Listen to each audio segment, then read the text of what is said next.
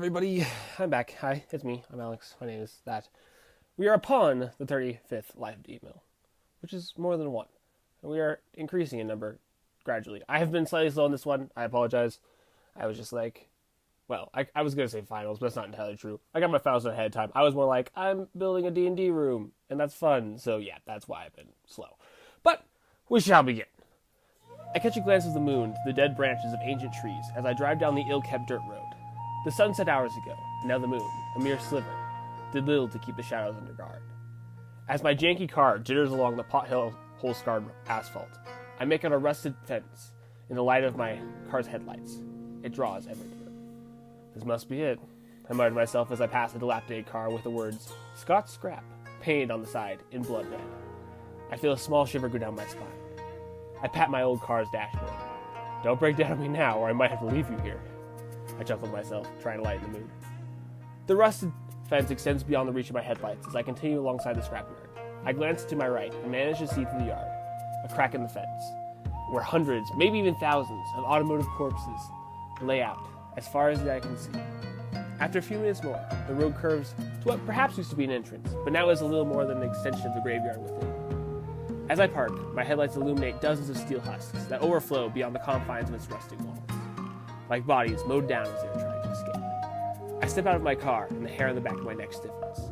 The cold night chill seems to cut through my clothes. I face an ominous junkyard and take a deep breath. Well, here goes nothing.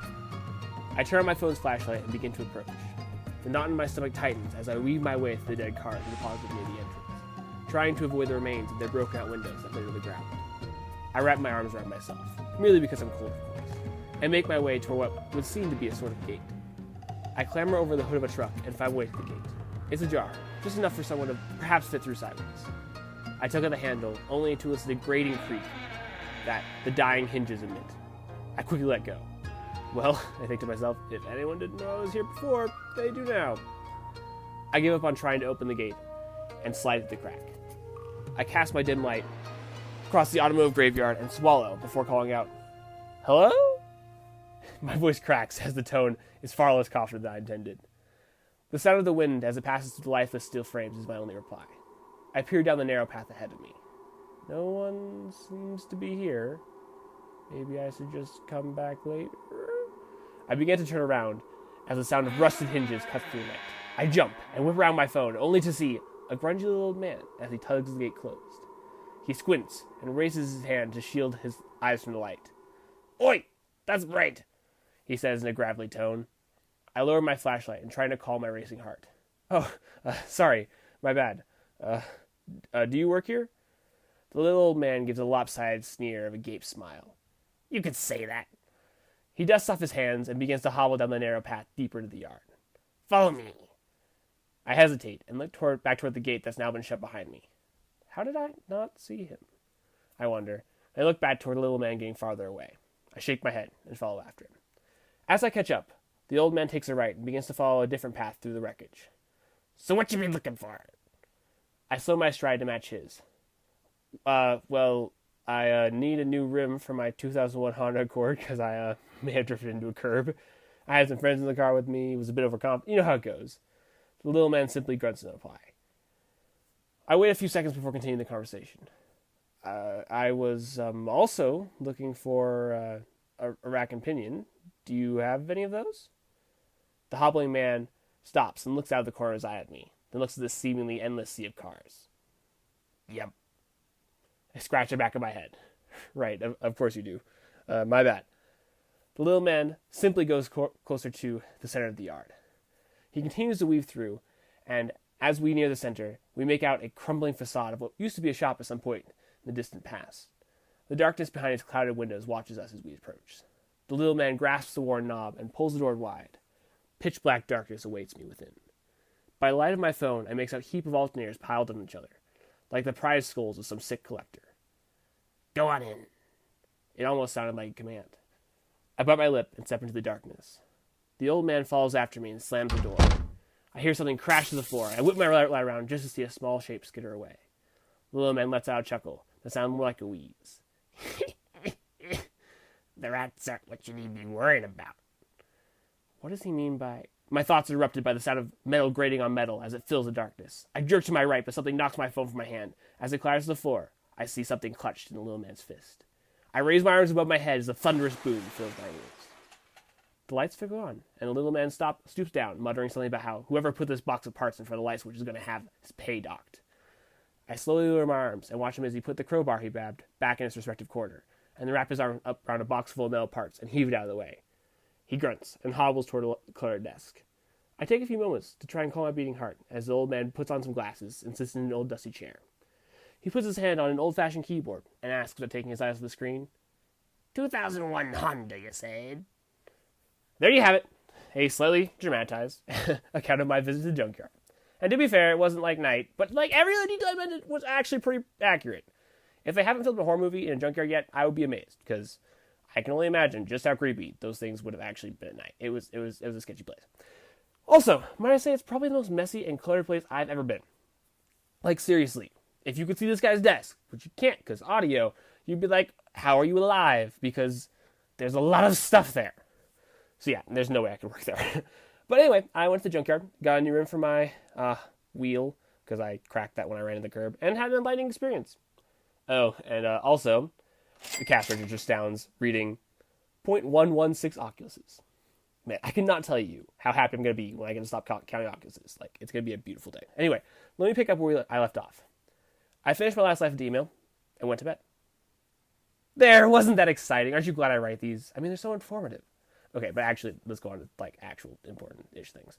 So, after I finished my Life of D email, I spent the morning editing and sending off to Joe, the one and only Joe, before me and Ben went to a gun store to buy a shirt for our cousin Sam, because it was his birthday. You know how we're supposed to, like, social obligations to buy things on birthdays. I think everyone should just adopt the gang practice, and by gang practice, I mean the gang of my friends, not an actual gang, wherein you just buy each other lottery tickets. Because, frankly, like, it's better than a card, because you can actually win something cool, and it feels funner. I'm just saying, we should do it. Anyway, so, might I say that shopping for someone is difficult on its own, but it is way more difficult when you are convinced that person you're shopping for already owns, like, everything in the store. Because seriously, there was quite a few times when me and Ben were like, ooh, this looks cool. And then we realized with at least 10% confidence that Sam probably already owned it. So yeah, we did it. It took us an ungodly amount of time, like an hour plus, to pick out a single shirt. But we did it. We chose our item of giftiness. After that, we basically went straight to Sam's birthday party, where it was a bit awkward, but not too bad. And we played some Nutmeg, which was fun. And after that, when that started coming to a close, we went to Vern Cinnamon Rolls, and Ben convinced everyone to get boba, which Sam and David tolerated, but I don't think they enjoyed it. And then we went up on the ridge above the city, and we all, like, chucked pine cones at each other for, like, an hour. Okay, not me. I spectated and drank my boba, because I was still doing that. And they chucked pine cones at an hour, and I got to marvel at the lunacy. It was great. So, there's a picture, but you can't, it's not like the picture's actually very informative. It's just, like, trees and maybe half a person. But anyway, yeah, it's a picture of people throwing pine cones at each other. And they would keep catching them. And they'd keep hurting. It was great. It was a kind of, not a big brain move, but it was funny. So yeah, that's what we did. And then we all went home. And that's what happened. When I got home, I had a good old-fashioned rollerblade, wherein I stared at a lake. And I know what you're all thinking. You only can dream of one day getting the privilege to catch a glimpse of a lake. And I, being so fortunate as I am, got to stare at one. I know. I'm so lucky. You only wish you could be me. So after the aforementioned lake staring, I then went and worked on my instrumental music playlist for around 2.5 hours, because I'm still going through that. The following day, I sorted more music, went to work, and then read the Dude Canonical book some more, before watching some anime, and then hang off to Minecraft, wherein I finished the lava wall that I can turn on to surround my tower, and it's pretty fancy. The next day I may have missed my alarm, but I made it to school on time, mostly on time, at least for my in-person Spanish class, which was absolutely worse, because online, she'd be like, I call on you to read something. But in person, she's like, Alex, stand in front of the entire class and read Spanish. So, yeah, that was actual death. When I got home, I did some homework, and then went to work, and then did work things. And then, getting home from work, watched some anime before heading off to Ratchet Christie. And we played this intense strategy game called Root. And, despite the fact that I could have let Sydney win at a reasonable hour, like 11 o'clock, and, gotten good sleep, I lacked the forbearance to foresee my future of sleep deprivedness and gave in to my competitive instincts. So I basically killed myself keeping her from winning, and then the game went on for another 2.5 hours, and I ended up losing anyway. So yeah, that was the mucho sad and pretty unwise. I should just let her win. But yeah, did that. The following day, I returned from the building of death, that is school, for more and more in-person Spanish classes. And then I returned the car parts I had mistakenly ordered before going to youth group and doing the fun things there. And then me and Joe stayed up decently late taking the Scientology test, which wouldn't have been that long if it wasn't for the fact that about 2/3 the way, we realized that they would actually be interrogating us in person. So we, namely Joe, decided to answer basically every question again. Because, okay, so originally we had been planning to go through the whole thing, and I'd answer honestly, but then he would answer oppositely of me, so that we could see if like the test actually was a test, and whether it just gave us like random scores or not. But because me and Joe are pretty similar, that ended up making him answer in a very anti-Joe kind of way. And so when he figured out that he would have to pretend to be this person, he was like, nah, no way I'm pretending to be this person. Because there's some interesting characteristics attributed to him. So yeah, he then went through it and actually answered truthfully, and I just waited for him. And we kind of cooperatively answered. Aaron, like, I'd help him with questions and stuff. So anyway, we did make fake emails for that because it's actually legit cult Scientology. And then we finished and went to sleep because it was sleeping time at that point. It was way late. Thursday, I did school, took a nap, which I don't actually, I've already talked about how I don't do this often, but I did it because I was much sleep deprived. And then I went to my physics lab where I almost missed my next semester's class registration, but I didn't, and that's what's important. I then went to the science hippies, only to be mostly disappointed, actually, because the actual hippie people didn't make it, and I was, only left with the nerdy nerds. And don't get me wrong, like, I can fit in with the nerd club. I definitively qualify as a nerd, but still it's not as enjoyable as the hippies. The hippies bring a certain tenacity that the nerds just lack. So, yeah, that was kind of lame. But I did destroy one of the nerds in Smash really thoroughly because, like, he didn't even win once. We played, like, 20 games. So that was at least enjoyable. And then after I finished that, I went to sleep because sleeping is good. Friday I slept in, and then I went and played soccer, which I did way better than last time. And I did homework, went clothes shopping with Mom because, frankly, I have no fashion sense whatsoever. And I know you're all just, like, nodding your heads and saying amen to that statement right now on the other side of this podcast. So, yeah, it's true. So I need assistance from my female parent to inform me what looks good, because I'd be like, leopard shirt. And she'd be like, no, bad. So yeah, I went with Mom to get clothes for a wedding. And Mom's helpful here because she's been to like 1,000 weddings, being a wedding photographer. So you'd hope she understands the social motif at this point in time. So yeah, I did that. And then I took my calculus-based physics test of death, which I didn't feel too confident considering I hadn't, learned anything. But I did okay. And then after that, I did some Bible reading, wherein I'm still trying to write my commentary on all the books. And by commentary, I mean the colloquial sense, not the actually useful sense, because my commentary is like, "Wow, dude, big brain move right there," or "Are elephants really?" And I quote, "aroused for battle by showing them grapes." Yeah, that was in a Deuterocanonical book. So in case you're wondering why there's weird passages, yeah. So yeah, I've been writing like a pseudo commentary of things I find interesting or important, and I worked on that and read Bible stuff, and then I went to sleep. Saturday morning, I woke up and scrambled to get my awesome, and I do mean awesome, wedding present for Naomi and Cameron done. Because you see, I gave them a car part, I know, like best wedding present ever, and a fancy piece of paper with a lot of car part analogies. And it was actually great. I've later been informed they are going to enshrine this on their mantle, which gives me great joy. So yeah, I'm very happy. I feel proud of myself. So I know you can't all wait to see what I'll give you, because someone's getting a radiator. It's going to happen. Whoever gets married next, radiator. I'll make some good analogies with that. So anyway, here's a picture of it wrapped, but you can't see it. And then I managed to live through a wedding for 6 hours, and it wasn't actually unbearable. And as a tangent, you should totally see Caleb's and Julia's locks because they were actually fantastic. Kind of weird, but definitely fantastic. So if you ever get the chance, check out that picture. But truth be told, the wedding was only bearable because Joe was there, because it would have been way more boring without him. I know Jake at one point in time said Joe was his social meat shield. I don't know if that was it. But either way, definitely felt that at that wedding. I was like, Joe, good meat shielding. Anyway, I did get to talk to Montana Girl again, so that was good. Oh, also I figured out her name. It's Cheyenne. I don't know if you spell it like shiny, but Cheyenne, that's her name. And we got to talk, and it was good. And I must say, when a person you met once before walks up to you, and you're like, hey, you want to talk about the details of sexual ethics? And she's like, yeah, okay, I'm down. My desire to be friends with that person is drastically increased because I'm like, you are a wholly human being. But yeah, big sad. She lives in Montana, so mucho tragic. Also, there was some context to me asking if she wanted to talk about sexual ethics. Not a lot, but some. So, I wasn't completely crazy. I might be, but you never know. Anyway, while we were being bored, me and Joe naturally started a cult. Doesn't everyone start cults when they're bored? I mean, it's a very natural thing to do. And yeah, the cult is called the Cult of Rotten Flesh.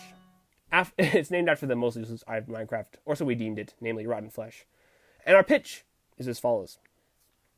We are to bring about the environmental destruction of the earth because either A, the world will unite against us and we will bring about world peace, or B, we will succeed in destroying the earth and Christ will return. I know, we're thoroughly impressed. We also have a logo, a doctrinal statement, and a very lengthy disclaimer, and an Instagram account, which Ben set up, and you should really follow it because Ben's really disappointed in our one follower, who's not even in the cult. So, tragic. So yeah, if you want to join the cult, let me know. We actually have an email list, and of course, some of you, most of you, probably couldn't participate in the cult meetings, which are going to be fantastic. But, you could still be like, go cult. Or you could join the anti-cult. That's also okay. Just don't be lukewarm or else you won't be saved. Not important. Anyway, so I made this fancy mask for my Master of Secret Libraries position as the cult person. And I also, having it second for my DM position. And please don't tell me it looks like Magneto, because it doesn't. I didn't model it off that. It just happened to look somewhat similar, and I'm tired of being compared to Magneto. But yeah, if you could see it, which you can't, it's red and has gold detailing, and it's fancy. After we did that, we gained a ton of nominal, mostly inactive, let's be honest, cult followers that day, and then we all went to Wendy's and ate food, and then walked around CSU for no real clear reason. And then the most horrifying and repugnant thing imaginable occurred. The appearance of Jolene. At this point, if you could see the utter despair upon my face, I wish I could communicate that to you. It was actual death. Joe underwent a horrible and hideous transformation in which he ceased to be the mostly rational and same human male that I have come to love and know, and instead became a completely irrational, high-pitched female obsessed with the swine flu. And I actually cannot purge him saying the swine flu in that horrid female southern accent from my brain. I honestly wish I could, but as I'm recounting this, it's literally just on repeat in my brain. This actually sucks. So yeah, Jolene, a creature I have now been informed has existed dormant within the Joe complex for quite some time now, emerged for the first time in my presence, and it was the absolute worst. If he ever does it again, I might need a Joe quarantine for ever. So yeah, I have a picture of his lunacy with him have a pigeon mask on, but you can't see it. I must say he actually pulls out the pigeon mask quite well, not gonna lie. But yeah, it was a deathly encounter. Hopefully it never happens again. So moving on to more pleasant topics. After that random walk, we, meaning Caleb, Joe, and I, went over to Caleb's house for some Minecraft, where we proceeded to play until 3 in the morning, like rational, healthy people. Sunday, I called places to see if any of them get my part machined, but they were like crickets, so they didn't respond, and that was sad. I then participated in D&D level 21 shot, which was fun. Kind of like a power trip, but fun. And then we mixed up things a bit and did Bible study outside, with Neo going all preacher style as we worked through Tobit. It was okay. And then I did dishes, and we played Halo into the night. That Monday, I did school, did some homework and work. I have been spending my mindless labor time thinking through my campaign recently, not theology or philosophy, so that's kind of sad, but kind of cool. And then upon arriving home, I did more homework, and then Minecraft with the boys until 11 p.m. And the next day, I was much too tired, which doesn't make a ton of sense, honestly, because I did technically keep to my schedule the night before. But I took a nap, which, again, abnormal, but needed it. And then I went to work and studied for math, because I was sitting at an 89, and I really wanted an A, because 89s are the worst, because you're you're so close. And then I watched some anime, and then headed to Rash Christie. Wednesday, I woke up early and took part in one of my math tests, and I actually got a 94, which is way better than I was expecting, because up to this point, my highest grade had been 92, and I hadn't felt prepared at all for that last test. So, yeah, it was kind of a godsend. However, I wonder if it's just, plain unjust, because I hadn't really earned that grade. So I wonder if, there could be an interesting philosophical problem where God's unjust because he's too generous. No one ever thinks about that. I don't think about how God's, sucky because he, evil, child, death, all that jazz. But what if we thought about how, God was too nice? I don't know. Interesting thought. Anyway, I'll think about it later.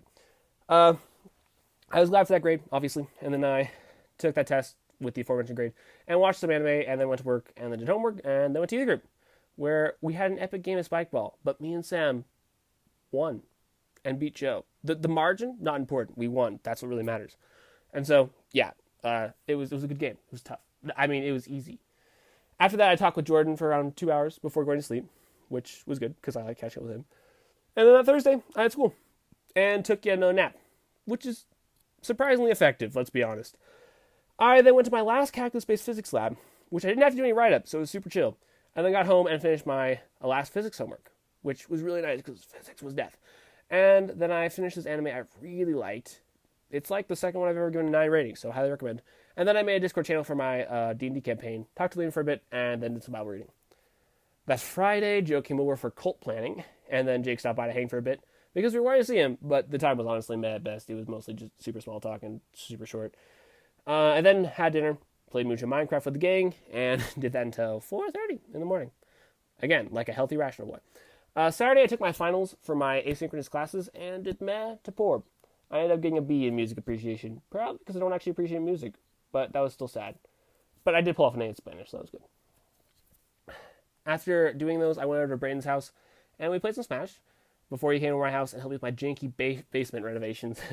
Because you see, I have this Durst basement, which no one ever uses because it's super sketch. But I decided to make it my cult room, / my D&D room, / my man cave. So I'm fixing it up, and it's pretty good so far. I'm getting there. Pictures, but you don't see those because audio. I still got a bit to go, but I put a decent amount of time, so we're getting there. Anyway, Brayden came over and helped me clean out some of the cobwebs, which were literally coating the ceiling. And then we proceeded to go dumpster diving, where we picked up one of the chairs you could see in the picture, but you can't because you can't see the picture. And I mean, it's free. Like, might as well go for it, because I did sanitize it, so that's good at least. And after that, I don't think I did anything noteworthy. The next day, I cleaned for a few hours before heading off to D&D, doing dishes, and then playing Halo. Monday, I had more school, more work, more homework, and then spent the rest of the day making this fancy D&D battle map, which is just imagine a bunch of hexagons. And I, yeah, so this was actually like a lot of work because first I used math to make like a near perfect hexagon, right? Math is useful, by the way. And then I used the hexagon to sketch out every single one. Like I used the template of the hexagon to sketch out every single line. And then I did my best to drill along all those lines without making like super curvy ones, which is way harder than you think it is. And then after upping out the metal using the drill, I painted over all those lines with some help from Grace with acrylic. So yeah, it was a serious pain, but it's done now. So very glad. And that, took up my whole evening, basically. The following morning, I participated in school, took a math test final, did work, and joined in for a family movie, which was meh. It was by Alex Hirsch. I was like, yay, because he's the person who made Gravity Falls, but it was, meh. I then went to Rancho Christi, which I stayed there until late at night. Whatever day was next, I did more school, more work, and found out a new guy, also named Dave, the name of my boss, was hired at my work, so that was a surprise. And then I studied for the last part of my math final, sorted some instrumental music, and went to youth group. Engaged in the festivities included therein, and then went to, home, and looked through every anime on Netflix. There's like 120, yeah, it was a lot. And then picked up like the 15 that passed my sketchiness standards, or less. And half of those were explicitly romance. So that super sucked. I'm telling you, why anime gotta be so sketchy? Anyway, at least these parent guides exist so you can, find out what is sketchy before going through it. But still, it was super sad. So yeah, I did that, and then I read some more of the Deuterocanonical books. Thursday, I think I had school. Yeah, that makes sense, because it's Thursday. I then took that final math test, the Ulta final math test, and took my final physics test, which was a big oof, because I only halfway knew what I was doing. But, it was fine. And then I worked on my basement rail more for feeling pretty sick. I got poor sleep that night, so that was lame. And then I worked on my instrumental music sorting. Also, if any of you are wondering about that, I've been working on finding good instrumental music for a while. At the moment, I have 530 songs. It's ridiculous. And recently, I've been trying to sort it into very specific categories. So wherever I move my campaigns in, I can be like, ha! I have a playlist for this. And that way, you don't have the same song playing over and over again. Plus, it's cool to have music when you're I know exactly what music I want, and I can choose it without having to be I had to skip 10,000 songs. So yeah, I've really spent 30 hours compiling this music. So if you want to know and have it, just call me. And by call me, I mean don't do that. Email me. And then I'll hook you up with it. Or just go to my Spotify account and stalk me. Anyway, after that I wasn't feeling sick anymore. So I went over to Nia's house and we played some Halo before we both went over to Caleb's house to play some Minecraft. And the next day, I was scheduled, and I say it that way because it wasn't really my choice, but it wasn't bad, to a hike with the Basses, which wasn't horrible. It was mostly small talk the way there, I'll be completely honest, but I'm glad that at least it wasn't awkward silence, because it might have been that if it wasn't for my awesome social skills. I know, I'm way awesome at social skills. No one can dispute that. And then after we got like one third of the way, me and Braden went back early because he had to go to work, and I was like, I'm happy to leave. So we had some decent conversations on the way back, which was good. Also, it was around this time that I started having some intense tooth pain, but at the moment, painkillers were morally suspect. So I kind of just muscled through it, and that was lame. I then worked on the basement some more, mowed the lawn, watched a movie, made that mask thing I showed you all earlier, and then stayed up somewhat late for Ben's bi-monthly deep talk. I'm telling you, it's like clockwork. Like, every 2 months, Ben goes mucho deep, and then nothing until the next 2-month appointment. It's weird. The following day, I worked on the semicircle table I'm building for the D&D room, finished the cult mask, and then went to Neo's, which actually Joe attended for. So look at that. Further friend integration. I got to watch an unbridled joy as Joe murdered Neo in Halo, because you see Neo always wins, so it was good to see him get beat up for a change. And then, with less prevalent joy as Joe murdered me in Halo, but that pain was dwarfed by the ecstasy of Neo's destruction, so it was totally worth it. Then Neo finally got his fancy lightsaber, because he'd been waiting for a while, and I have pictures, but you can't see it. And then, as we're like all, holding lightsabers and be like, ooh, lightsaber, Braden left and got the lame lightsabers, the ones that don't light up and stuff, and some Nerf swords. And then we all were like, fight! And I held my own. But, like any true sword fight, the fun ended when Braden nailed Neo in the eye, because, that's how it always ends. But it was fun up until then. And then we all played some more Halo until it was a darker night at sleepy time. The next 3 days, I skipped school, because I had already taken all the finals, and they were just filler days. And I did manage to get an A in my Calculus 2 my Calculus base physics class and my Calculus 2, which was great, because I didn't see that coming. And I was pretty thankful for that. I went to work as per usual, hung with Braden, and then headed to Minecraft for the rest of the night, finishing out that day. The following day, I slept in, went to work, mastered Beat Saber on the highest level. I am beating songs on super fast mode, and I feel like a boss because they're so fast. And then read some deuterocanonical literature before heading to Ratio Christi. However, interesting side note, on my way home, I did get pulled over for the first time, so that was interesting. My brake light was out, and my insurance expired, but somehow he didn't give me a ticket, so I'm like, okay, well, I'll take that. So yeah, I'm a poor boy with all my Oculus I've been spinning as of late, so I'm like, I'll pass on the ticket. But yeah, that Wednesday, I woke up pseudo early, meaning it wasn't actually early, but it felt early, to return my school books, and then I drank a can of G Fuel for the first time, like a whole can. And I think it was the cause of my subsequent mental death, because I felt horrible after that. So I actually went home early from work. I just rested because I felt actually trash. I watched some anime during that resting time, and then did some more music sorting. I'm actually getting pretty close. We're getting there. I'm not quite there yet, but 10 more hours, we'll be there. And then after that, Joe came over for some D&D character creation help, as he is now joining the campaign, which puts us at 9 people in the campaign. Is terrifying. I really hope I don't die. Afterward, we then went to his house and we played Brawlhalla, and I beat him twice out of 50 plus games, but that's not important. What matters is I beat him. That's all you need to take away from this. The next day, I spent 3 hours just trying to get a rim for my Honda from the scrapyard, which, you already know about the intro and all that jazz. I then finished the anime I was on, did some more music sorting, and then went on a midnight rollerblade, which was good, as always. And then I went and had a midnight meal before going to bed. Friday, I played soccer, and did pretty darn awesome, let's be honest. I then went to Home Depot with Dad to grab some stuff I needed for said basement renovations, and then Noah Smith, not Deep Voice Noah or Ratio Christi Noah, because there's so many Noahs, came over, and because he was originally inviting me to hang with him for pizza, and I was like, how about instead of that, we go dumpster diving? Because that's basically the same thing. And because, I'm a great friend. And so he was like, yeah, okay, which was actually cool. So after we finished that, we did have getting pizza, which was good, and then candy, and then we sat on the lawn for a bit and talked. And then I got a really bad headache.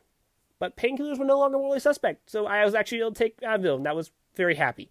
If painkillers didn't, do goodness, aka they were morally evil, that would super suck. So I'm glad we got that figured out.